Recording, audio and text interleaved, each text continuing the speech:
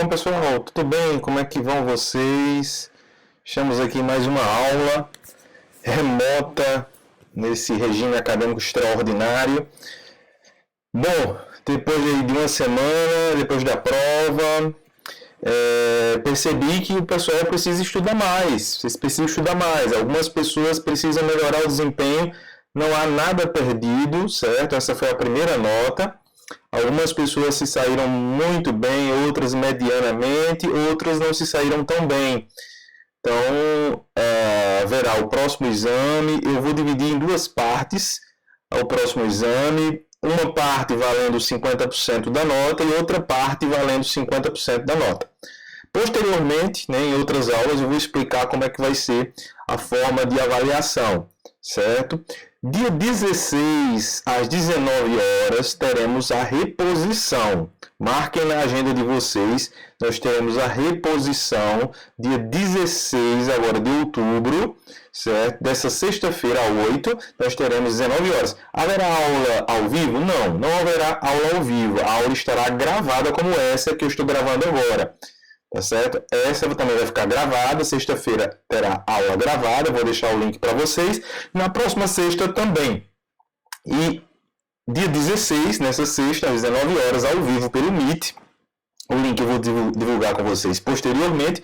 Haverá a nossa reposição para aqueles que não fizeram, não puderam fazer. Então, todos compareçam. É uma oportunidade única. Estudem o conteúdo. Vejam onde efetivamente há maior fragilidade, certo? Eu percebi que há uma fragilidade muito grande em relação a perceber o que é poder de polícia, perceber as nuances dos princípios da administração pública. Então é preciso dar uma reforçada nisso aí, tá certo? Lembrando que dia 16 também eu vou postar já uma atividade que valerá 50% da segunda nota, tá certo? A segunda nota. E essa atividade você terá uma semana para responder. Ela vai ficar disponível lá no Google Classroom, tá certo? Você vai acessar essa atividade e vai fazer essa atividade, certo? Postar as respostas lá na atividade e, certo? Valerá 50% da nota. Ok? Você terá uma semana para fazer, não vai ser ao vivo. E a segunda parte da nota será em outra data, ao vivo pelo Meet, tá ok? Então, tranquilo. Hoje o nosso conteúdo será entender e aprender acerca dos sujeitos da administração pública. Falamos sobre os princípios, falamos sobre a origem do direito administrativo, tivemos aquela parte introdutória do direito administrativo, falamos dos poderes da administração, do poder de polícia, das características desse poder. Vamos agora falar sobre quem executa essas atividades. Quem executa? Alguém tem que fazer a atividade, certo? Um sujeito. Nós chamamos sujeito da administração pública, ou os sujeitos da administração pública. Então vamos ao conteúdo.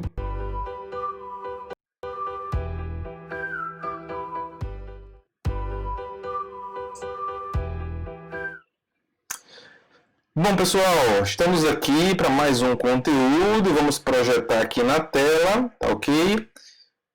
Hoje vamos ver os sujeitos da administração pública. Quem são os que fazem, os que realizam, os que executam as atividades na administração pública? Ok? Então vamos lá.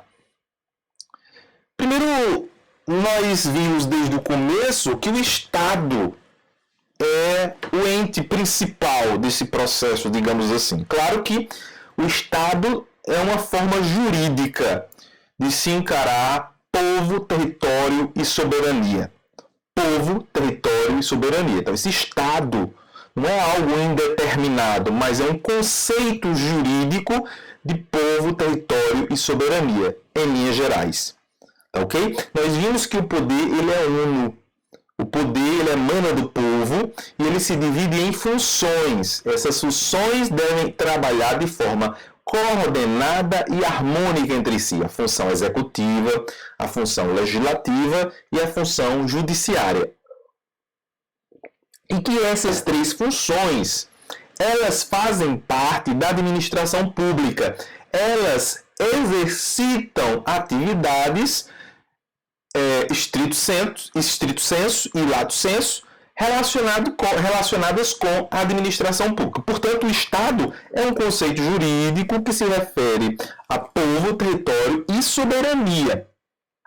Agora, o Estado em si, ele precisa de representantes, ele precisa de pessoas jurídicas, pessoas físicas que irão efetivamente realizar as atividades do Estado, executar certos planejamentos, executar as políticas públicas.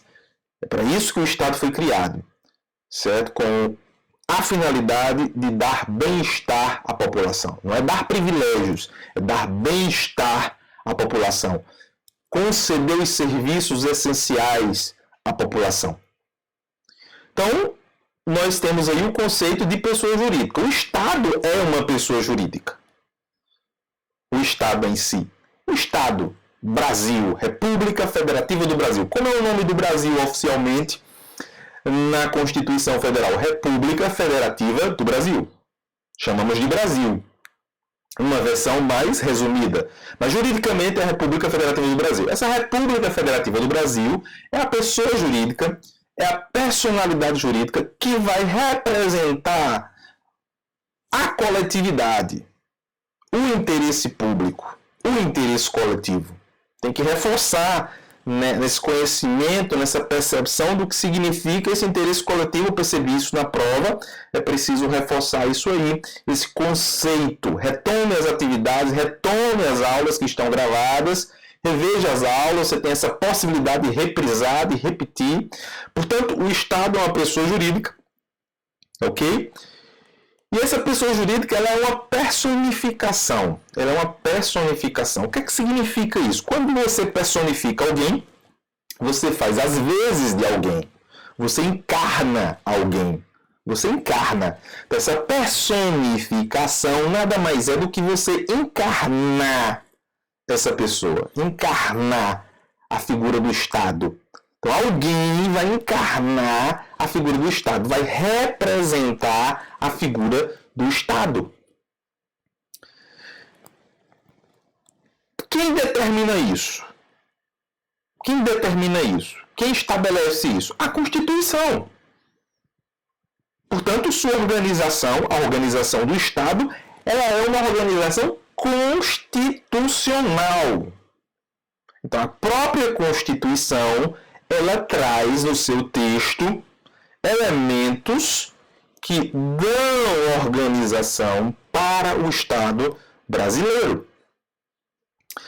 Primeiro fator dessa organização, o nosso Estado é um Estado federal. E por ser um Estado federal, você tem características muito claras e específicas.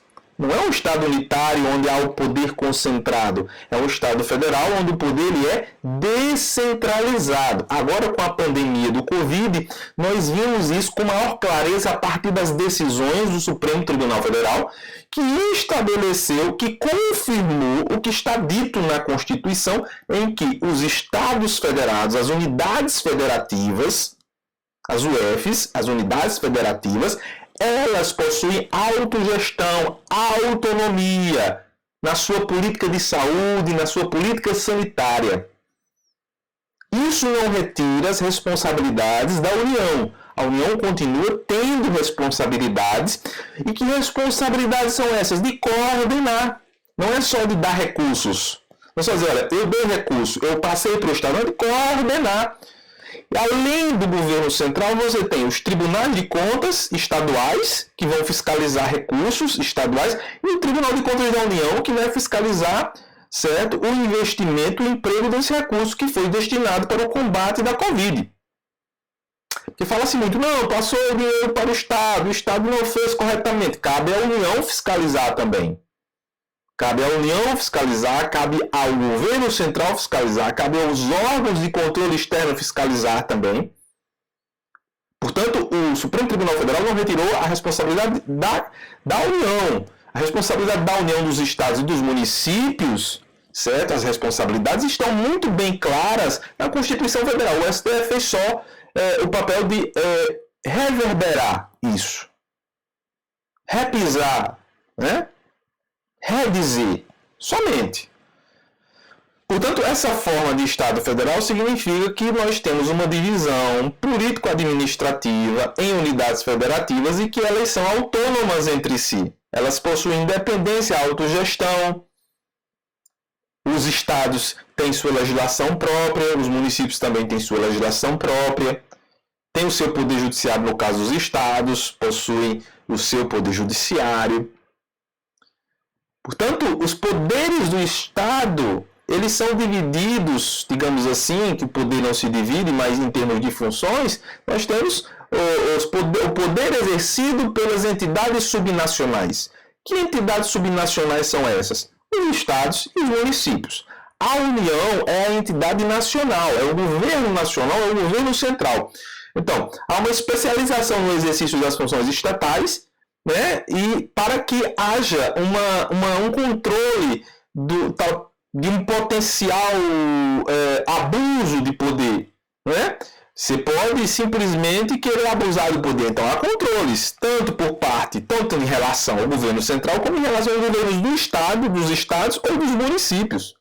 Então, a Constituição traz ferramentas, traz instrumentos que eliminam ou que tentam mitigar esse tipo de abuso. Então, há um governo federal, há um governo descentralizado, e esse governo descentralizado trabalha de modo que não haja uma sobreposição de um governante sobre o outro. Portanto, o presidente não pode se sobrepor ao governador do estado e vice-versa. O presidente não pode se sobrepor ao prefeito e vice-versa. Então, cada entidade dessa possui um governante, esse governante possui autonomia, não possui soberania. Quem possui soberania é o Estado brasileiro. O Estado brasileiro é quem possui soberania, representado na União Federal. Isso é diferente. Que isso dá a possibilidade do Estado brasileiro ser representado fora do país, juridicamente, na ONU, na OEA, nos organismos internacionais, para o estabelecimento de tratados, de acordos, de convenção. Então, o Estado brasileiro possui uma personalidade jurídica, certo? Que representa essa soberania. Então, o Estado federado, a unidade federada, ela não pode representar o Brasil juridicamente lá fora. De forma alguma. Porque ela só possui o quê? Autonomia. Ela não possui soberania. Entendido, pessoal? Então, se não entender, coloca a observação, a dúvida aí no chat. Coloca a dúvida no chat, porque eu percebi que na primeira prova vocês tiveram dúvidas, mas não disseram. Vocês precisam dizer, expressar isso. Eu não adivinho. Não tenho esse poder, essa faculdade de adivinhar. Né? Então vocês precisam colocar, expressar claramente. A professora, eu estou com dúvida nesse item, não entendi essa explicação sua. Eu vou lá e reexplico, vou lá, retomo, vou lá, exemplifico e a gente vai melhorando o nosso diálogo. Agora não pode ficar com a dúvida para si. Li o material e tive dúvida. Não coloca no chat essa dúvida. Nas aulas ao vivo, coloca também para mim, que na hora eu respondo. Nas gravadas, coloca no chat que eu leio tudo. Não deixo passar nada e tento responder tudo, tá ok? Então, devido à separação flexível entre os poderes, todos exercem a administração. Então, não posso dizer que a administração é exclusiva do Executivo Federal. Não. A administração é exercida pelo Poder Judiciário e pelo Poder Legislativo também. A administração também é exercida pelos estados e pelos municípios. Ok? Portanto, nós temos a figura do governo. Nós temos a figura do Estado. E para representar o Estado, você tem o governo. O governo é um aparato político. O Estado é um aparato jurídico. O governo é um aparato político, né, por excelência. Responsável pelas políticas públicas. É ele quem vai executar. É o Estado em ação. O governo é o Estado em ação. O governo vai fazer o Estado entrar em ação através das políticas públicas. Ele é o aparato político. Ok? Ele é quem vai representar fisicamente o governo. E aí você tem o sistema de governo. Né? O modo como se dá a relação entre o legislativo e o executivo. Que sistema de governo é esse? É presidencialista? É parlamentarista? Certo? Isso é o sistema de governo. Como é que vai se dar essa relação entre executivo e legislativo? não é? É presidencialismo, é parlamentarismo. Portanto, essa relação entre executivo e legislativo é o sistema do governo que vai se materializar na forma como você vai conduzir, certo? O diálogo com a Casa Legislativa e implementar o seu programa de governo, a sua agenda, ok? Então, a forma de governo é a república. Poderia ser uma monarquia, no nosso caso é uma república, que é caracterizada por dois pontos essenciais. Eletividade, ou seja, o governante ele é eleito, e há uma temporalidade, há um mandato. Há um mandato para o exercício desse governo, ele é temporário. E na ponta nós temos a administração pública que vai executar todas essas atividades. Tá certo? Abrange em sentido amplo os órgãos do governo que exercem função política e função administrativa. Isso é de forma ampla. De forma lato sensu, abrange, certo, os órgãos do governo que exercem função política e função administrativa. Função política, fixação das políticas públicas. Então, o que é função política? É a fixação, é o planejamento, é a formulação, implementação, verificação, avaliação das políticas públicas. É o como fazer. Isso faz parte da discricionariedade. Não há nenhuma incompatibilidade no meu modo de enxergar entre a legalidade, que muitos alegam, não, a legislação amarra o gestor público, a legislação prende o gestor público, de forma alguma. A legislação estabelece regras. Cada legislador, de forma criativa, de forma proativa, de forma inovadora, certo? Formular políticas públicas, planejar de forma correta e executar. E depois avaliar a qualidade de execução dessa política pública. Não cabe ficar murmurando, não, é porque a legislação, é porque se eu fizer assim eu sou processado. E é mesmo. Certo? Se fizer errado, é processado. Então isso faz parte da discricionariedade que nós vimos na nossa prova, e algumas pessoas erraram. Poder discricionário é a margem de manobra que o administrador possui, é onde ele vai decidir, é onde ele vai atuar. Ele não está totalmente amarrado, como ele quer dizer em relação à administração pública. Em sentido estrito, inclui os órgãos e pessoas jurídicas que exercem função meramente administrativa de execução dos programas de governo. Em sentido estrito, inclui os órgãos e pessoas jurídicas que exercem função meramente administrativa. Esses órgãos e pessoas jurídicas vão executar tudo isso que eu estou falando aqui. Que vão executar os programas de governo efetivamente. Quem são os sujeitos que desempenham a administração pública, pessoal? Quem são esses sujeitos? São aqueles que vão estar na ponta? Sou eu? Sou você? Não. Nós temos instituições. Fazemos parte de um neo-institucionalismo, A cultura nossa administrativa é de instituições. No caso da administração contemporânea, as instituições importam. Não são as pessoas sozinhas que vão fazer, mas as instituições fortes que vão realizar através das pessoas que compõem essa instituição, essas instituições.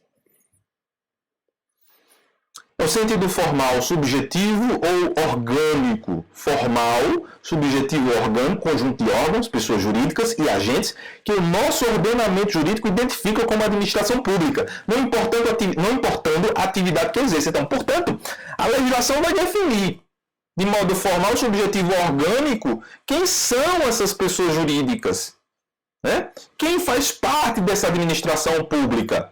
Estamos aqui falando de teorias, falando de modo teórico muitas vezes, mas a legislação ela vai definir, vai indicar, vai elencar quem são esses sujeitos que vão executar essas políticas públicas efetivamente. Portanto, só é a administração pública aquele que ela indica. Princípio da legalidade. Vai indicar quem são os executores dessa política, os formuladores dessas políticas públicas. Certo? É quem vai pôr o Estado efetivamente em ação. Quem são essas entidades do governo que vão realizar essa administração e colocar a mão na massa?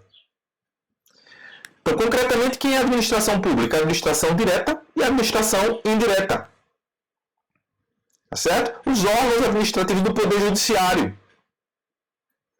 Os órgãos administrativos do Poder Legislativo. Portanto, não tem aquela coisa, não, só quem exerce a administração é o Executivo. Não. O Executivo também o faz. Também o faz. Mas o Poder Judiciário também faz, o Poder Legislativo também faz através dos seus órgãos administrativos. Tá ok? Portanto, nós temos entidades políticas e entidades administrativas.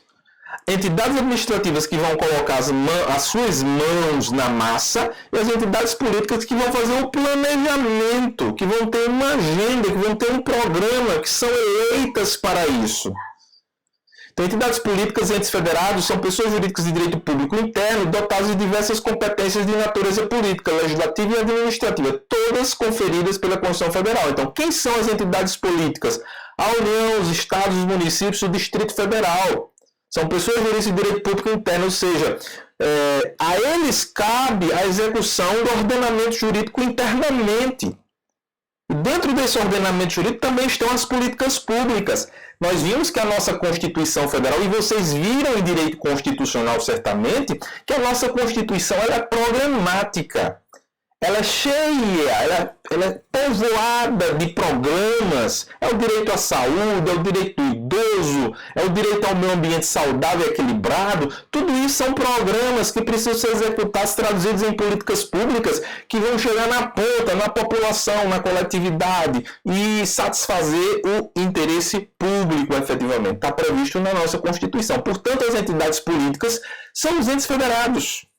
Os estados, os municípios, a União, o Distrito Federal. Portanto, nós temos aí o Estado, a União, o município, o Distrito Federal e os Estados-membros.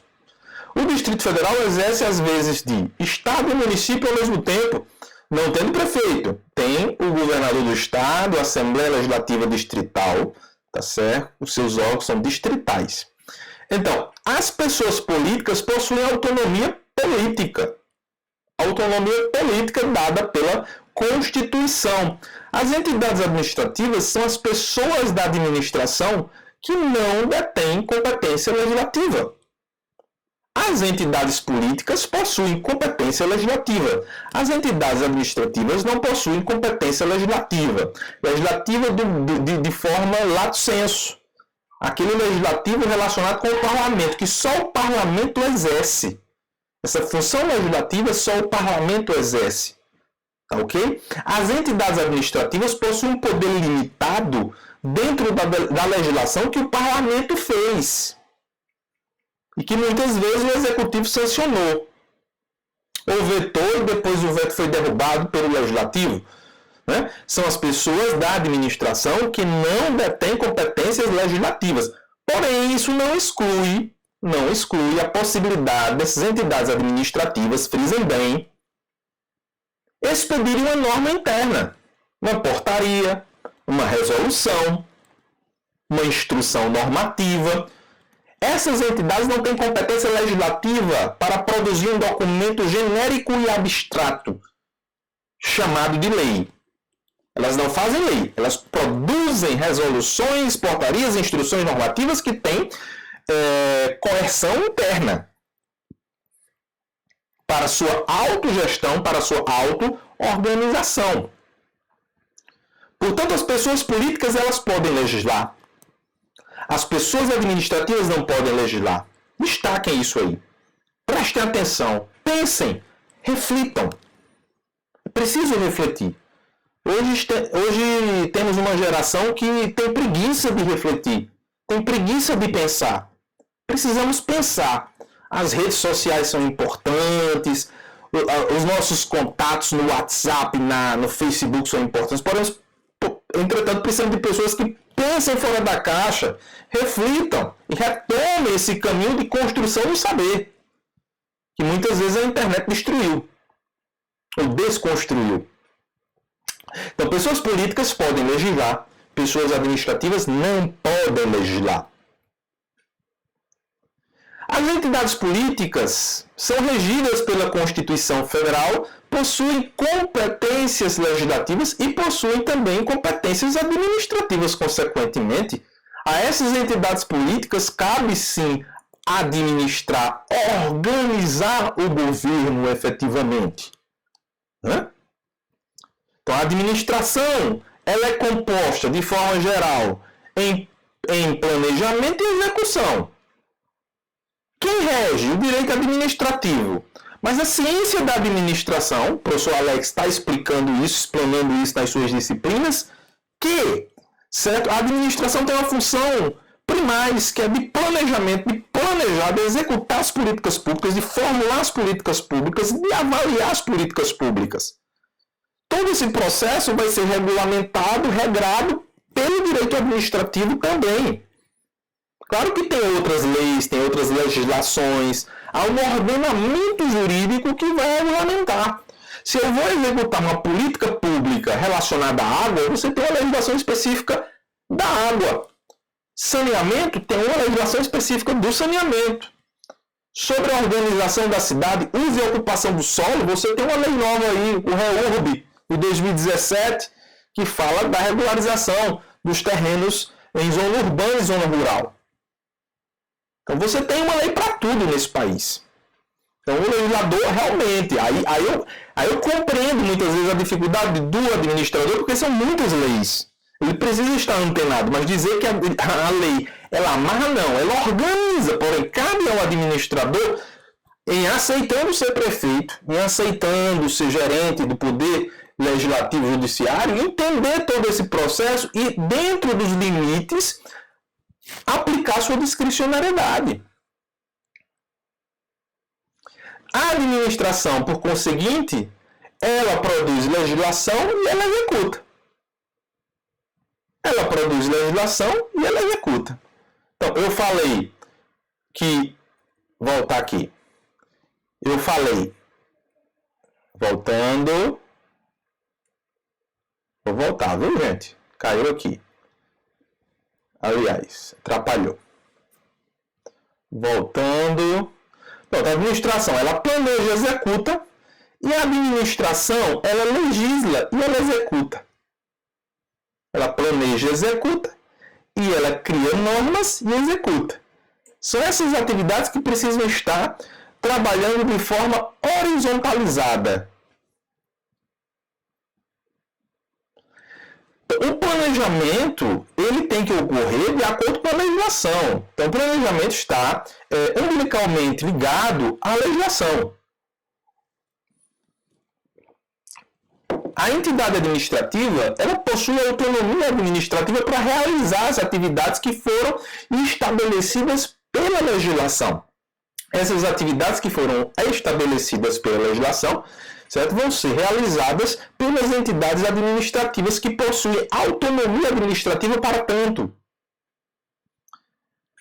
Agora, chegamos no momento de dividir a administração pública indireta e indireta. Primeiro, a administração pública direta.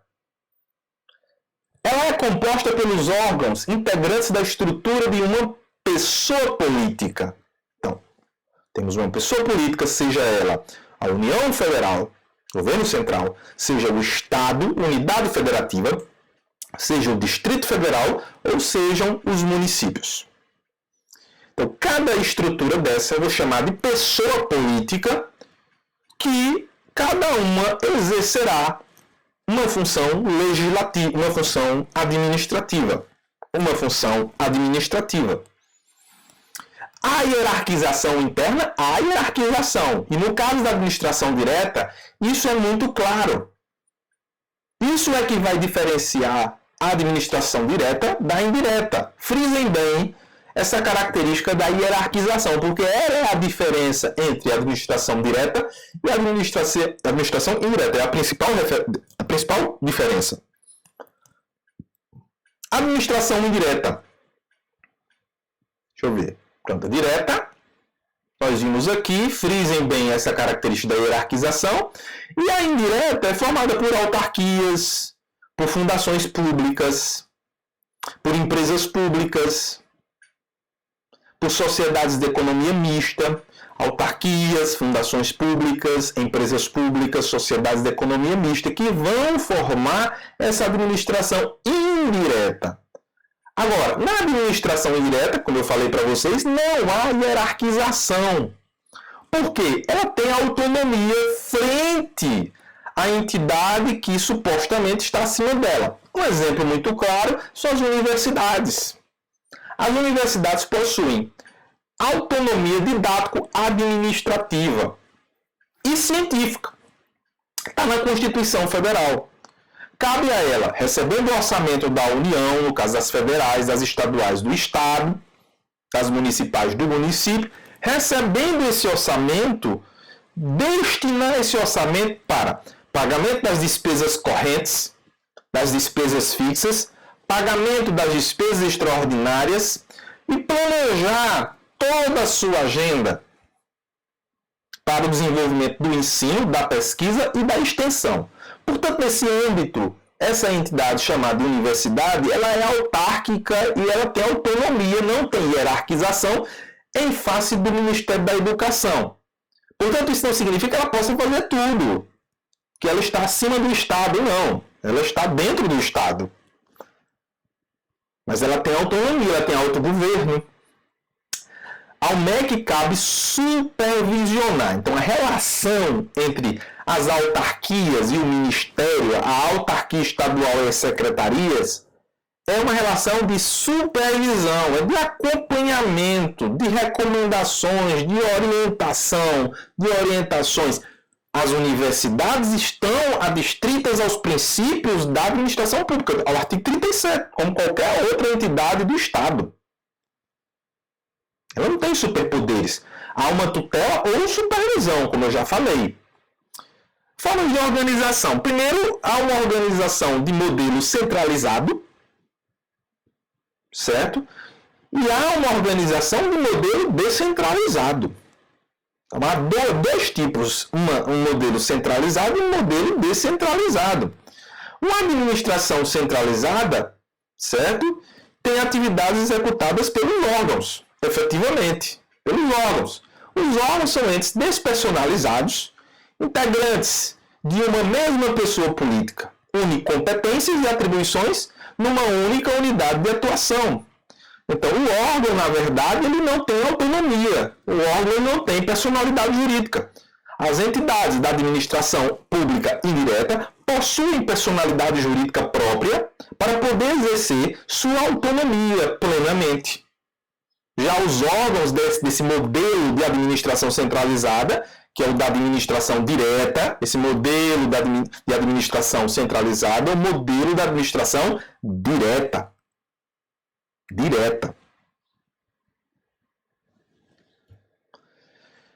A administração descentralizada ocorre quando o Estado desempenha algumas de suas atribuições por meio de outras pessoas e não por sua administração direta. Portanto, agora nós temos uma pessoa que possui personalidade jurídica própria que vai executar as atividades que foram determinadas pelo Estado.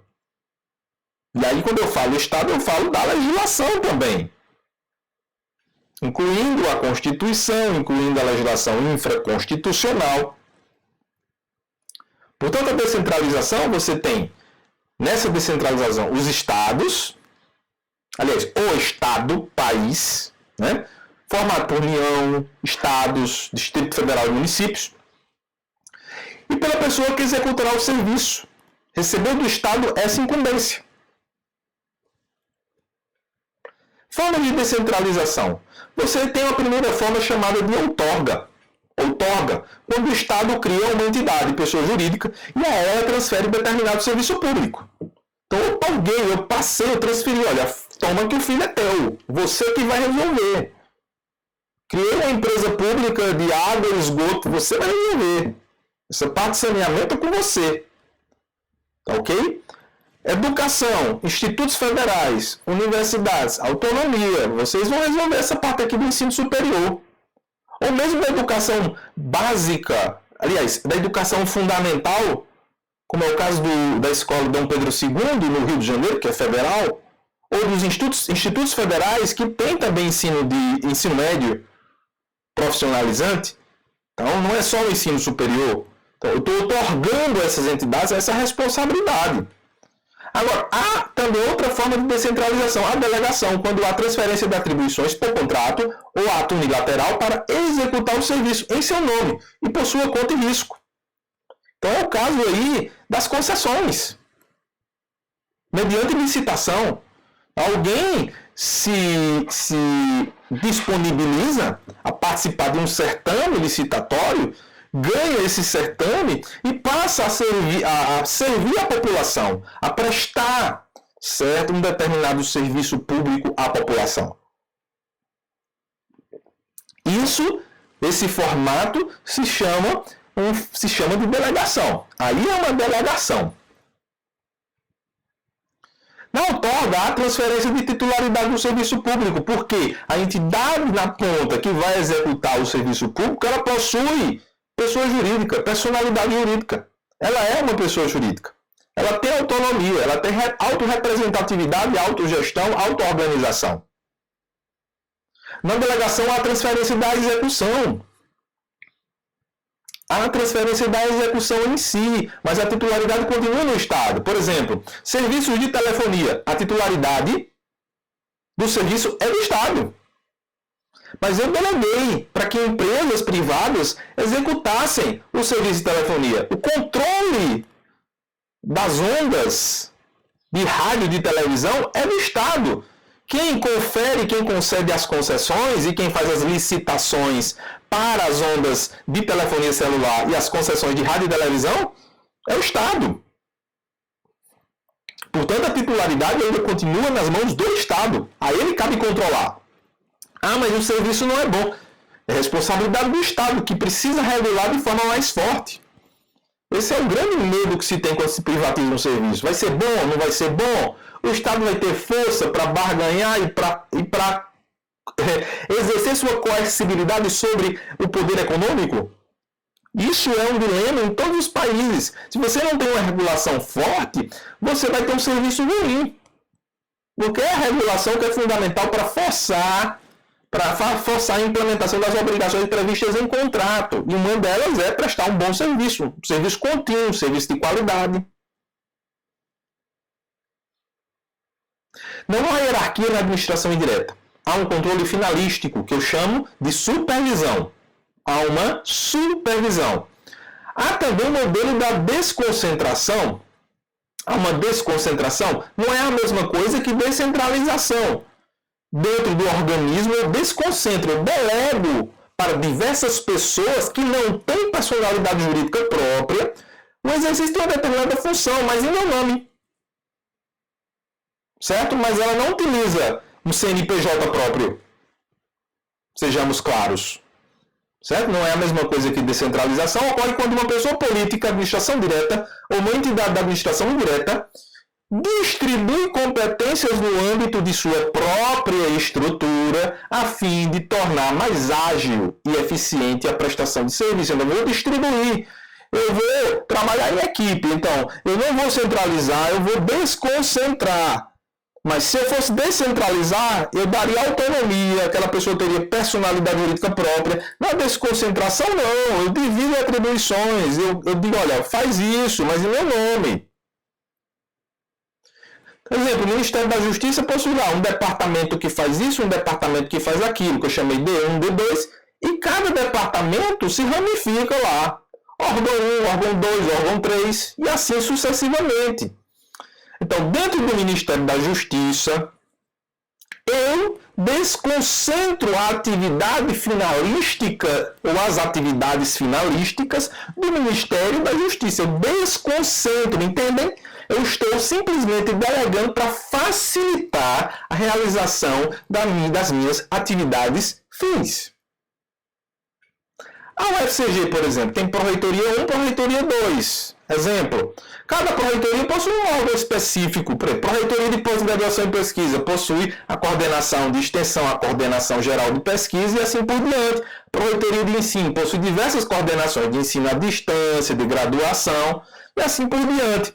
Então, dentro do órgão, certo? Da entidade maior, eu tenho a possibilidade de desconcentrar para que o serviço ele flua efetivamente dentro dos conceitos mais contemporâneos da administração pública, certo? Então pode ocorrer desconcentração tanto na administração direta como na indireta, como foi visto agora. O Ministério da Justiça é a administração direta, é um órgão da Presidência da República, tá certo? As universidades são a autarquia, fazem parte da administração direta do Estado brasileiro. Então, a desconcentração é uma técnica administrativa de distribuição interna de atribuições. É uma técnica. Eu vou dividir cargas do meu fardo. Para carregar aquele fardo, eu vou dividir forças para carregá-lo melhor. Então, uma desconcentração pode ser em razão da matéria, em razão do grau ou hierarquia, em razão do território. Eu posso usar essas três formas, esses três métodos, para dividir essas cargas, por causa do tipo de assunto ou matéria, em razão da hierarquia, né? Quem efetivamente está capacitado para aquilo, a quem é atribuída aquela função, e por causa do território, da circunscrição geográfica, por causa da circunscrição geográfica. E aí você pode ter uma desconcentração centralizada, ou seja, eu desconcentro, mas não largo o osso. Né? Então eu tenho controle total. E eu posso ter uma desconcentração descentralizada, uma desconcentração. Desconcentro e descentralizo efetivamente. Só não tem personalidade jurídica, mas o resto pode fazer. Então, a administração direta é o conjunto de órgãos que integram as pessoas políticas do Estado aos quais foi atribuída a competência para o exercício de forma centralizada de atividades administrativas. Então, repetindo, a administração direta é o conjunto de órgãos que integram as pessoas políticas do Estado, ou seja, União, Estados Federados, município, Distrito Federal, aos quais foi atribuída a competência para o exercício de forma centralizada de atividades administrativas. É quem vai pôr a mão na massa, efetivamente. A administração indireta é o conjunto de pessoas jurídicas desprovidas de autonomia política. O que é que significa isso? Não possuem soberania. Quando eu falo aí desprovidas de autonomia política, significa que não tem soberania. A universidade não tem soberania, o INSS, que é autarquia, não tem soberania, o IBGE, que é autarquia, não possui soberania, os Correios, que são empresa pública, não tem autonomia, o Banco do Brasil não tem, a Caixa Econômica Federal não tem. Portanto, certo? A administração direta dá autonomia administrativa, não dá autonomia política.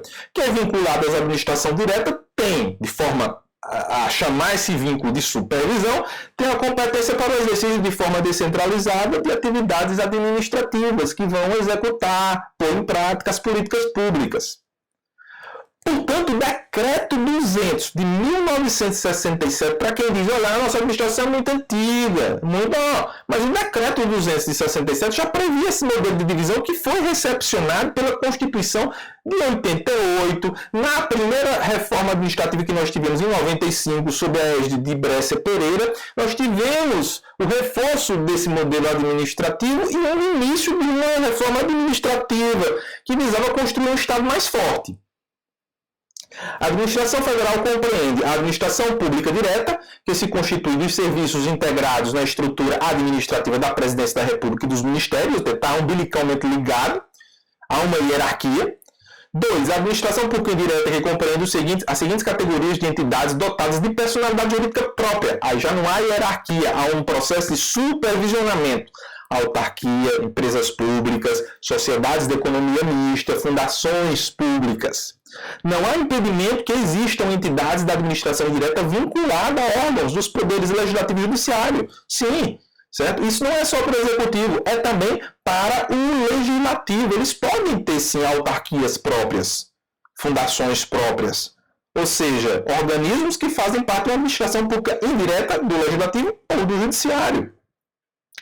A Constituição Federal, no seu artigo 37, prevê os princípios que são aplicáveis tanto à administração pública direta e indireta. Isso não muda. Isso não muda. Se aplica as duas com mais ou menos autonomia. Esse modelo é obrigatório para todos os entes políticos da administração. Em regra, o ente da administração indireta deverá exercer atividade eminentemente pública. Mas, excepcionalmente, poderão exercer atividade econômica. É o caso das empresas públicas, das sociedades de economia mista, que eu falei, as empresas de saneamento, os bancos, correios e telégrafos e tantas outras estatais que nós possuímos. Então, o artigo 173, que faz parte do capítulo da ordem econômica da nossa Constituição, fala o seguinte: ressalvados os casos previstos nesta Constituição, nós já vimos anteriormente isso, a exploração direta de atividade econômica pelo Estado só será permitida quando necessária aos imperativos da segurança nacional ou a relevante interesse coletivo, conforme definido em lei.